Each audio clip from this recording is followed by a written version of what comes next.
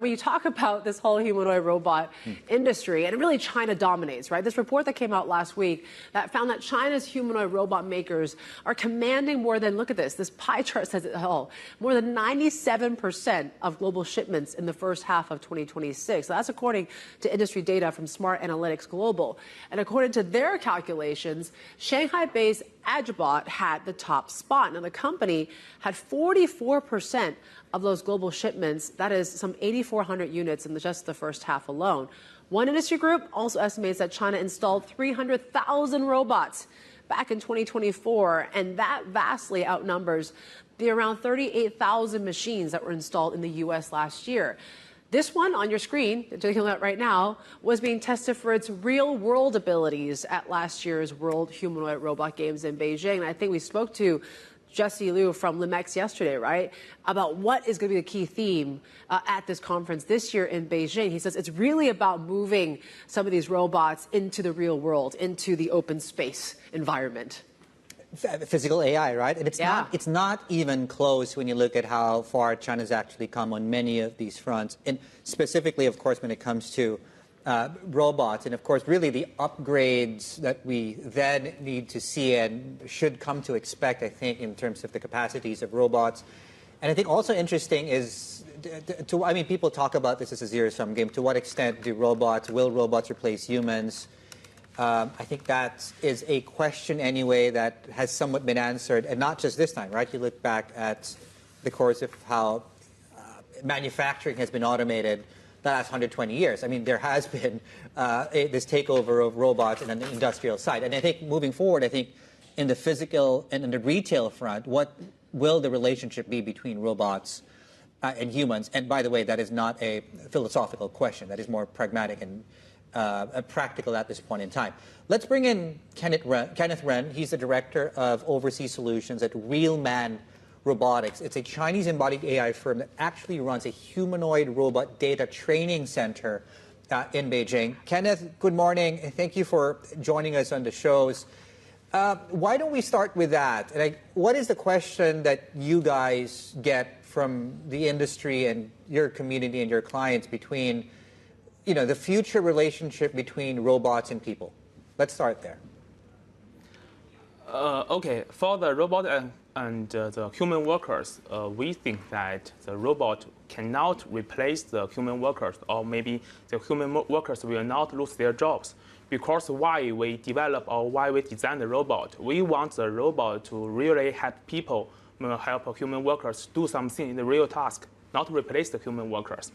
And for example, we think that the robot can help human workers to do what the people don't want to do or what the people cannot do, even in some dangerous scenarios.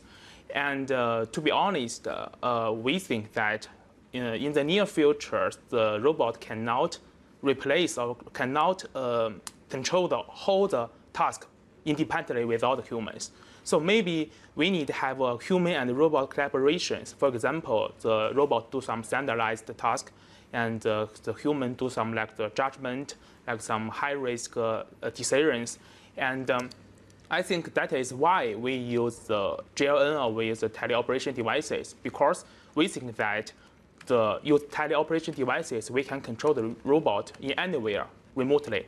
And on the other hand, we think that, when we use the teleoperations devices or when we use the robot, some roles will be created. For example, we need some human workers help us to control the teleoperation devices, and we need someone to help us to do some data collections.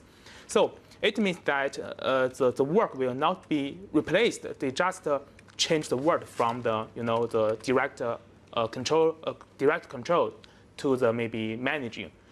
So that is what we think, that not replace the human workers.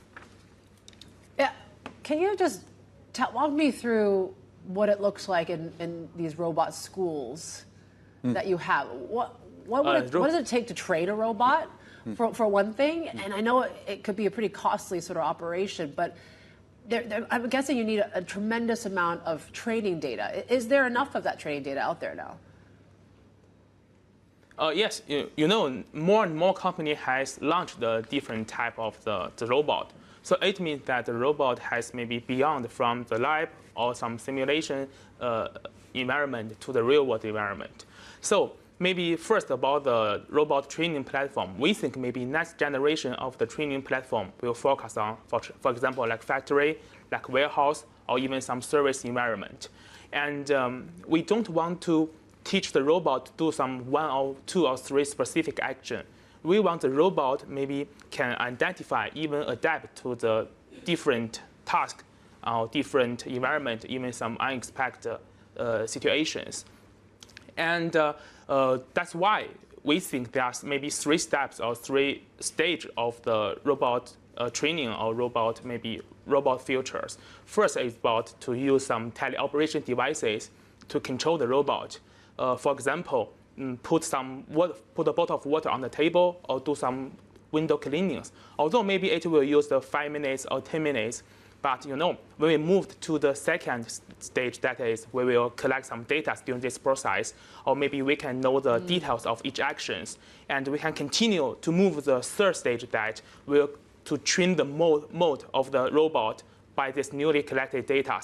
So it means in the future, when we have more and more data or when we have more and more details, the robot will be more and more quickly, maybe from the 5 minutes to 3 minutes to 1 minute, even 30 seconds.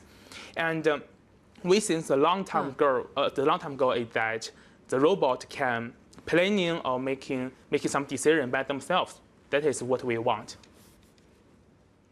Oh, okay. So, I mean, riddle me this. So in a year's time, because you're very close to the data and what robots are capable of doing, and I think part of what you guys do is upgrading that skill set, what would be the most advanced thing a robot you think would be capable of in a year's time? You mean what the robot will really do, right? In the yes. near future. We think that, yes. For example, do some highly standardized task or do some high repetitive task. For example, moving the box. And sometimes we have some problem. For example, like night shift demand, or for example, like some labor shortage problem. I think that is the robot can do in the near future, because they can really help humans to solve these problems, not to replace the human workers. Okay. Now, I want to get a sense of the scale of your business, given that this is a booming industry. It's also a policy priority in mainland China.